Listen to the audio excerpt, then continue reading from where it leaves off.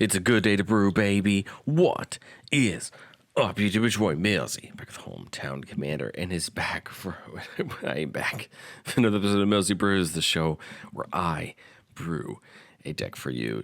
This episode is kind of an interesting one for me because as a lot of you know, the channel started really Millzy Brews right around the time 40K came out. And I think I had a lot of fun brewing the decks that I did for 40K. But I think just like I did when I revisited Bellacore a week or so ago, I realized that a lot of how I approached the decks and how I built the decks at the time probably weren't 100% correct. But since doing the Tyranids list and kind of putting my time into that and learning about the Tyranids list, I've had the want to go back and find a deck list that I like for all four of the decks, not necessarily the face commanders, but just all four of the decks.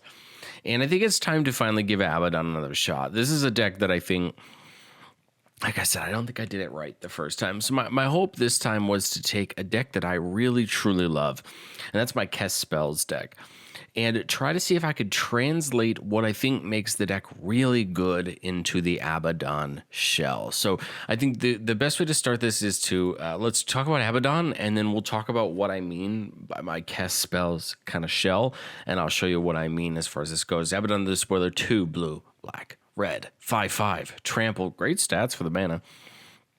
Mark of Chaos is set at during your turn, spells you cast from your hand with mana value X or less have Cascade, where X is the total amount of life your opponents have lost this turn. There's a lot of ways we can take. I think there's a lot of ways we can take Abaddon. I see this going so many different ways. But the Cast Spells shell that I've kind of created is this spell slinging shell that really seeks to end in Professor Onyx or a massive arcane bombardment stack, or using that the kind of Mizzix Mastery finale game plan, which you could see right there, the Mizzix Mastery as well. I think all of these ends, the thing about the Mizzix Mastery is you need to have a Onyx, which is going to hit our opponents for life, Torwalkie, Gutter Snipe. You know, there's a couple things we can have out in the battlefield that'll do the same thing as Onyx, but we really need a way to cast a ton of spells and end the game with just damage. And then really, or one of my favorite personal ends is using something like Storm's King's Thunder, which can copy the next spell you cast a bunch of times, and either something like Tasha's or just a straight extra turn spell to give yourself enough turns to just incrementally take your opponents out over the course of casting spells. But my favorite way to do it is with Arcane Bombardment, just allowing us to cast a spell every turn. It recasts everything underneath it. Passion Arcanine just could do the same thing. It could pair with Bombardment as well, or any of those other things, or the Mizzix Mastery Plan or anything like that to help us end the game as well. There's lots of payoffs for it, and I've tried my best to put in a bunch of ramp as well. So that's the game plan. We'll go over the deck. I'll kind of talk about what, my thoughts behind certain cards and that kind of thing. And we'll get it rocking. Land base. This is basically a carbon copy of my Kess land base. The land base has not let me down. Sometimes you take the turn one off to tutor, to use a fetch land. Most of the time, we're working with an untapped Dual Tri-land on turn one, and then we have the Great Furnaces and those artifact lands to help us out. The bridges are really the only lands that come intact, but they're also artifacts, which is going to factor into the rest of our mana base. And then we get to use things like Inventor's Fair to help us out in searching. The mana base, I think, is pretty good. You do have things like City of Brass, Spire of Industry, and then if you do want to run the Mana Confluence, that would be the third that would hit you for a life every time you tap them. But I think more often than not, consistency is going to be more important than the incremental life loss that we're going to kind of take with those lands. Getting the enchantments. The enchantments are the single most important thing in this deck, of course, besides the spells. Because I think all of them net us gain. Arcade Bombardment, the kind of key jewel and what I'm trying to do whenever you cast your first instant or sorcery each turn, exile an instant or sorcery at random from your graveyard, then copy each card exiled with Arcane Bombardment, you may cast any number of them without paying their mana cost. If Arcane Bombardment did not say you may cast any of them without paying their mana cost, I don't think it would be as good for a spell slinging deck. Because remember, almost all of these cards like Gutter Snipe and those care about us casting spells. So because Arcane Bombardment lets us cast the entire stack that sits below it, sure, for the Onyx game plan, it has Magecraft, whether we cast or copy. Our opponents lose the life, but for Passion Archaeologist and things, especially like Thousand Year Storm, we have to cast it in order to copy it. So, Thousand Year Storm plus Arcane Bombardment is so important because of that. You may cast them without paying their mana cost. Double Vision allows us to copy the first one we cast each turn. This is great because with Abaddon out, if we've done a little bit of damage, or we need to use that first spell to deal a little bit of damage, we just get another copy of whatever we're casting. We don't cast the copy, so we wouldn't get a double trigger of Gutter Snipe or Torwalkie or anything like that. But what we would get is just double value of whatever we get. Mystic Remora, Aristic Study are in there for some draw. We need it, and we need it quickly, and we want it quickly. Passion Archaeologist, Commander Creature, so only when we have Abaddon out. Whenever you cast a spell from exile, this creature deals damage equal to that spell's mana value to any target opponent.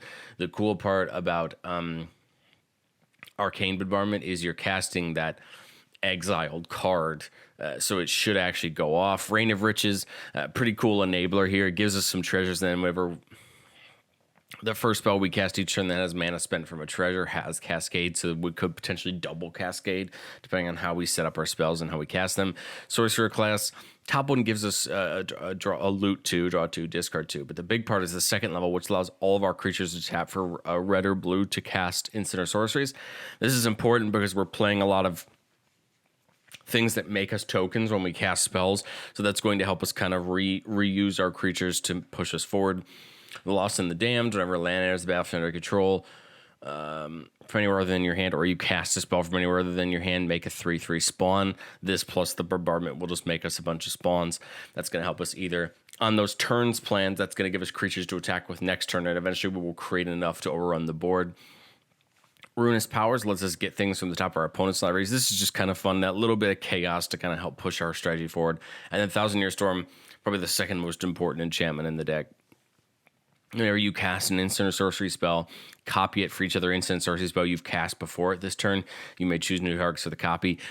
If you have a Thousand Year Storm on the battlefield and you overload a Mizzix Mastery with even a Gutter Snipe on the battlefield, you're probably going to end the game, because with Mizzix Mastery or with Arcane Bombardment, you're casting every single one of those cards from exile. And so for the first one, you're going to get 1. The second one, you're going to get 2 with Thousand Year Storm. The third one, you're going to get 3. And you can see that's just exponentially goes up, and the damage is just going to get ramped up. It's one of the single best cards we can resolve in this game. We don't have a ton to cascade into Thousand Year Storm, but Thousand Year Storm is a great place to cascade from if we have to. Getting into the mana here. Mana's going to look a little more expensive than the normal Millzy Brews episodes that we do. And it's because we really, really need our mana to come down cheaply and consistently. We're playing the Crypt and the Opal because we are playing Urza's Saga, so that we'll go get either of those. And then the rest of our mana rocks are 2. We're playing the Primal Amulet because as soon as that flips, we can pay for it to to get a copy of a spell. And any extra turn spell you can copy in a spell slinging deck will mean one step close to ending the game. And then Time Sieve is in here because we're going to probably make enough treasures with the spells that I've selected where we can just nuke 5 treasures to take an extra turn with Time Sieve. And if we're going the route we think we're going to go, if we set up the right pieces, we should basically never let our opponents untap. We will end the game by taking the turns, dealing damage with spells, and worst case scenario, running over with the tokens. So Kess does that in loading the graveyard up with spells that you can cast again. Well, that works out really well for Arcane Bombardment because they're already in the graveyard for us to sit underneath it. Abaddon, I think the cool part is we get to cascade into other spells, and then both those spells go to the graveyard, and then we can load up the bombardment that way. So I think the avenue to get there is a little bit different, but we're playing the same tutors we would be playing in Kess, but instead of playing some of the more looting draw where we really want to dump things into the graveyard. Kess plays more of the faithless lootings and things like that because we want to load those cards into the graveyard because we can just cast them again in worst case if we don't want to. Here we want to focus on playing into a little bit more of the treasures, into a little bit more of the stuff like Fevered Suspicion or Blood for the Blood God, this stuff that we can just take good advantage of and give us good thing. We can really take good advantage of delayed blast fireball because they're just going to wipe our opponent's board. This is one of the best things we can get underneath Arcane Bombardment because just every turn we're going to nuke our opponents for 5 and all their creatures for 5. The spell base is a little bit different than Kess's spell base, just in that small way. But I think I like this spell base a little bit more because we, like I said, we've really defined this plan. We can go the turns are out. We can go the Arcane Bombardment route, or we can go the Storm's King's Thunder, Tasha's Hideous Laughter, Storm King Thunder turns route. There's plenty of routes we can go with the deck. We're not stuck into just Glass Cannon one's strategy. If we don't get there, we lose the game. And I think that's what I like about this type of spell singing deck is if our opponents slow us down, hopefully we can still get enough in kind of value over time. I think one of my favorite things to do in this Kess Grixis style spells deck is you don't mind pitching a spell or two because you can always get them back later. You can always use them later. Now there are a few spells in this list, for example, we cannot get back. Like Expropriate, as soon as you cast it, it exiles itself. I've tried to pick the extra turn spells like Temporal Manipulation and Time Warp that do not exile themselves after you cast them so that we have the chance of getting them underneath the Bombardment. Same thing with D-Tutor, Vampiric Tutor, Dark Ritual. We're trying to get cards like Jessica's Will as well underneath Bombardment so we get them once per turn. I found if you can get Arcane Bombardment down and you get a Jessica's Will and an extra turn spell underneath it, you are probably going to end the game a lot quicker than you think you will because taking that extra turn every time you remember, it does not matter what spell you put on the stack. You just need to get a spell onto the stack to let the whole bombardment stack go off. Now, if your opponents are smart, they will just wait for you to put the original spell on the stack, let the bombardment stack go off, and then counter the extra turn spell that's underneath it. But again, the hope is that we have some of our payoffs that we'll talk about here in a second in our creature lineup to kind of, it doesn't matter. We're just going to load enough triggers on the stack to hurt our opponents in the process, kill our opponents in the process, find a way to just overcome that value. Now, I have yet to test this deck yet because that's kind of the point of Millzy Brews, but I have a gut feeling that this strategy will work the way I intend it to. What I think it's going to end up doing is that that first good cascade you get off Abaddon, I think is going to make a giant difference as far as how your strategy is going to go. I think Expropriate's the literal perfect card we want to cascade from Abaddon into because it cascades to probably literally everything else in our deck. And we haven't even talked about what I think is the most important part of our deck, which is Onyx and all of these creatures. So we'll talk about Onyx first. Magecraft, whenever you cast or copy an instant sorcery, each opponent loses 2 and you gain 2. This is going to keep us afloat, but +1, lose a life, look at the top 3, put 1 into our hand, put the rest into the graveyard. This is great because we can help load our graveyard up for the Arcane Bombardment if we want to. We're also playing the Kess, so we also could, worst case scenario, just tutor 4 Kess and have it out alongside Abaddon to kind of push our game plan forward. But I think the most important part of the creatures in our deck are 2 different sides. We have the kind of the pingers, the stuff that do stuff when we cast spells, and the stuff that set up our commander. So let's talk about what happens with the first set weapons when we play spells. Dika, we get an XX token where X is a spell's mana value anytime we cast or copy. I like this better than Shark Typhoon because the problem with Shark Typhoon and Metallurgic Summonings are they only happen on cast, and there is going to be probably a decent enough times where we just are going to copy something. And so I want to be able to get to get an extra token. Now, the only downside to this is metallurgic summonings would probably still be good because we can sacrifice those to the time sieve, but I think I'm willing to give that distinction out. We're playing the Displacer Kitten Dockside combo. With both of these out, you need to cast one spell a turn, bounce the Dockside, it comes back down, you get as many treasures as your opponents have artifacts, and that should kind of push you along as well. This is one of those combos that, as much as I dislike Dockside, and I wish it wasn't as easy for us to have access to, that it wasn't as good as it was. I think in most random tables, these two cards together will keep your combos going every single turn for as many turns as you need them to do. In fact, these are the two cards you're always happy to see in cast, because that bouncing Dockside loop every time you cast a spell just nets you more and more mana and treasures, and then you really don't ever need to stop casting spells until you hit a certain point or things happen. Exalted Flamer Tzeentch, beginning of upkeep, return a random instant or sorcery from your graveyard to hand. This is great because there's things we want to come back to our hand if possible, or if we discard something and we can try to get something back, that's great. Whenever we cast an instant or sorcery, it just deals one damage to each opponent. I think this is better than a Electrostatic Field because it gives us that card back. Galazeth going to let all of our artifacts tap for mana. This is specifically for the treasures we're going to try to be making.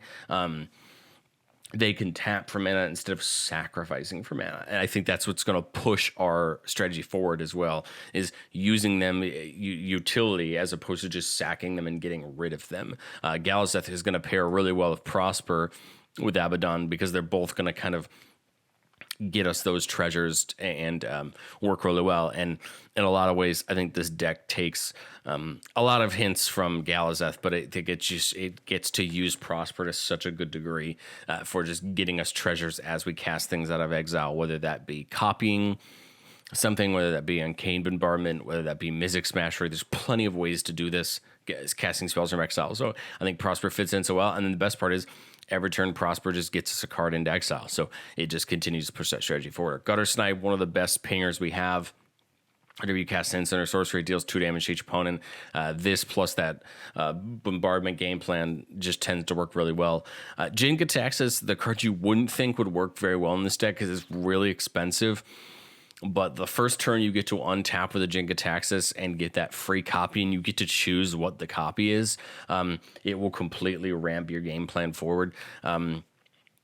Whenever you cast your first artifact, instant, or sorcery, copy that spell. You may choose no cards for the copy. Whenever an opponent casts their first artifact, instant, or sorcery, each turn you counter that just straight. It's well worth the 7 mana, especially the first time.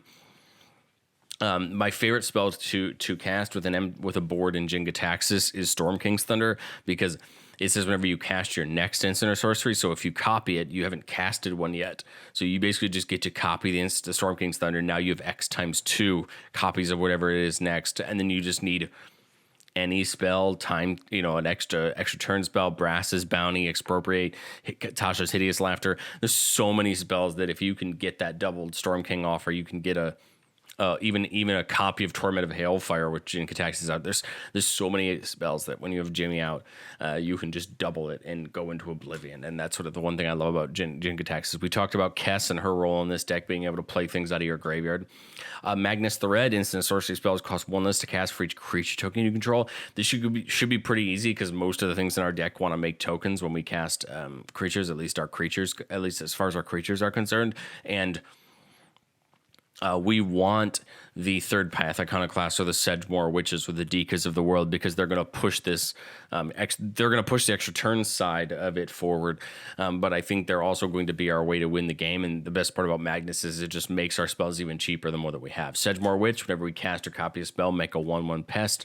And those pests say whenever that creature dies, we gain a life. But I think the best part is we're just going to stack up creatures that we can tap with that sorcerer's class, hopefully, for mana. Stormkiln Artist, one of the best Magecraft triggers we have. Whenever we cast or copy an instant or sorcery, we just create a treasure token. And this is great because with Galazeth out, we can tap those. There's plenty of things we can do with treasures in the deck. But I think Stormkiln Artist is one of those ones that we definitely want to see. Third Path Iconoclast, whenever you cast a non-creature spell, so this includes our artifacts and our enchantments, make a 1/1 colorless soldier, artifact creature token. This is great because this works with Galazeth and with Sorcerer's Class. So this is kind of a double whammy of wanting to get us tokens, but also those tokens can just, if we can go wide enough, they're just going to turn into a force to deal with. Torwalkie, probably my favorite pinger in the deck. If another source you control would deal damage, non-combat damage to a permanent or player, it deals that much +1 damage.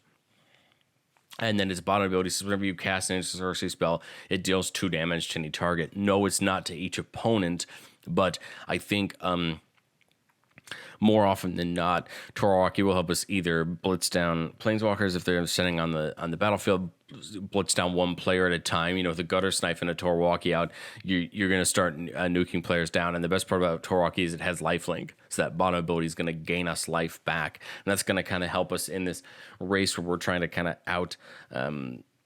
outmaneuver, out-resource our opponents.